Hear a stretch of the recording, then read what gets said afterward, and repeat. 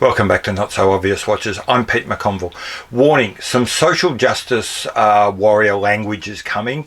If you're the sort of person who gets triggered by that sort of stuff, well, I'm saying you've been warned. Okay, so a couple of months ago, a subscriber sent me a message saying I should really try and broaden my wings a little bit and start thinking about women and watches that women could wear, because there's not a lot going on in the YouTube community talking about that. I took that very seriously, even though I haven't really acted on it yet. I tried to write that video and I just haven't been able to get it right. And I didn't want to half-ass it and cock it up. So I'm sorry to that person. I haven't quite done that yet. But I have been studying this area and thinking about it a lot. And I'm sensing a change. I'm not saying it's here now and that as of tomorrow, every woman wants to buy a watch exactly like men and that there's no difference anymore. That would be clearly untrue.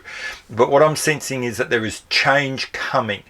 And that's really why I spoke about that change and the relationship between watches, watch brands and women as one of the major disruptions that is going to hit our industry in the years to come.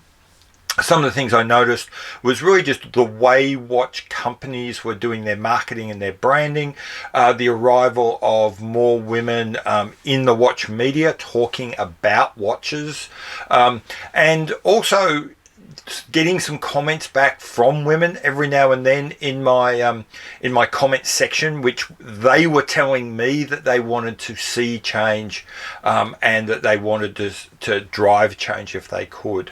So even closer to home, one of my daughters has started paying attention to this hobby and has been sort of helping me out occasionally, trying to come to grips with how an average woman, and I put her under the heading of average woman, sees and thinks and responds to some of the things that are happening within the watch industry. None of that's made it to the channel yet, but I've been sort of trying to think about how that would work. Okay, so all of that has led me to include the idea of gender and the relationship with women in my disruptions video.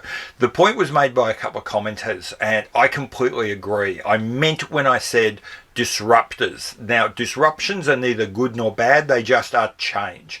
Although I must say that I do believe, let me go on the record of saying I believe the changes which are coming with respect to gender are overwhelmingly positive. So anyway, this morning I've been sort of brewing on what to do and where to go with how to look at each of those 5 big disruptors in the watch industry. The impact of gender has been one of those things that's just sort of bubbling away in the back. But then this morning I got an email from one of my viewers that hit a very specific topic around the relationship between women and watch brands and inspired me to do this quick video. Now, I don't know exactly what a brand has to do to catch this wave of rising involvement in the industry by women. I'm not a marketing guru. I don't have access to huge amounts of focus group data or survey data. So all I'm doing is trying to look at individual problems and say if that problem continues, or individual opportunities, and say I think that opportunity is going to result in something. And so, but having thought about that and looked at a few things, I have come up with one key idea that I think every brand really needs to grasp if it's going to effectively engage with the other 50% of the population that don't routinely buy watches and grow their market share in that space. And I think that number one thing is to be mindful of what you are doing and to do it authentically. Make engaging with women who you are. In fact, even do better. Treating women as normal human beings who would want to wear watches should be how you do your business. Not doing that, treating it as some sort of marketing veneer you add on the end of everything, is almost certainly going to lead you to slip up, and all of your good work and all of your effort is going to be for naught. And today I'm going to give an example of a brand that I think is doing it quite well, and then I'm going to talk about a brand that looks like it was doing it quite well, but when they weren't paying attention, screwed it up.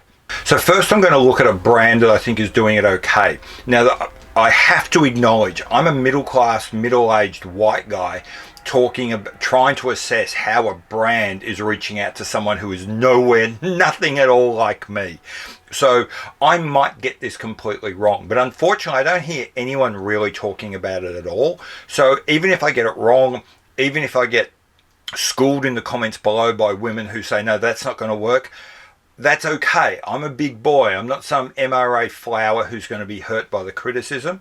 But at least I got this conversation started in this community.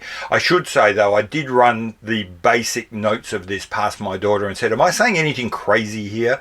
And I generally got a tentative thumbs up. So I feel reasonably confident starting. Now, my good example comes from a really surprising place. A brand which I think, if I asked most people which is the kind of brand that's going to effectively reach out to women, this brand would be nowhere on their list, and that's Breitling. Yes, Breitling. Okay, so the first thing is Breitling is sticking to what they know. They are being authentic about the watches that they make. They've been making Super Oceans and Navatimers and Avengers and Colts for literally decades, and that's what they're continuing to make. So whilst they haven't messed with the product, what they have stopped doing is making the casually sexist assumption that a watch like that will only appeal to men. If you look at how they advertise, if you look at how they market, if you look at how they talk about their watches, there's no, except in one or two very rare circumstances, do they even mention gender at all.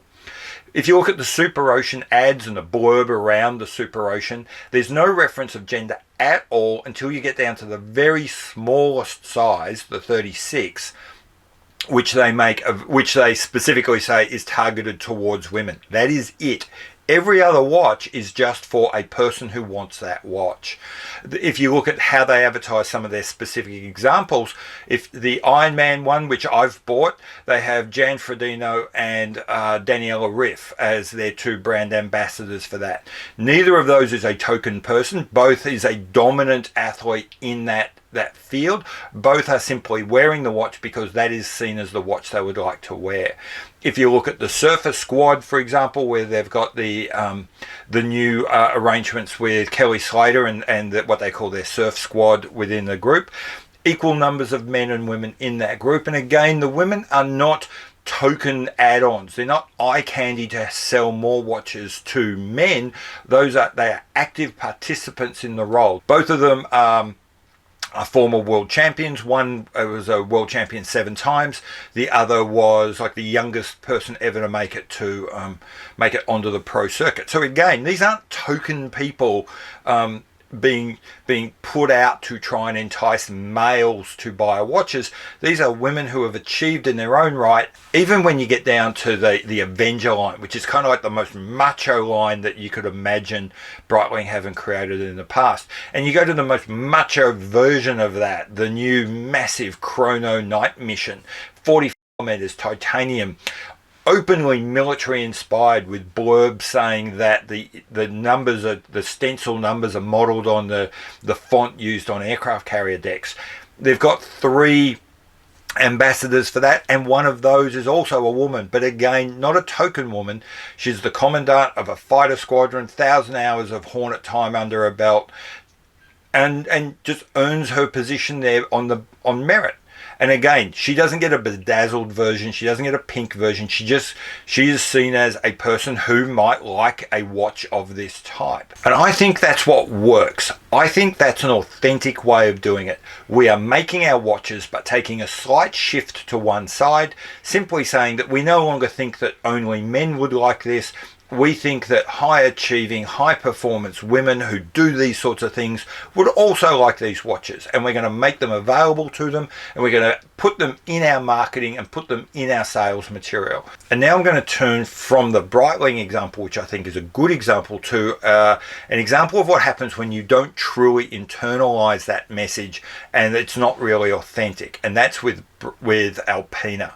Now, Alpina is a brand not unlike Breitling. It is a brand focused more on outdoors, athletic, performance, tool watches. That's what they do. That's their wheelhouse.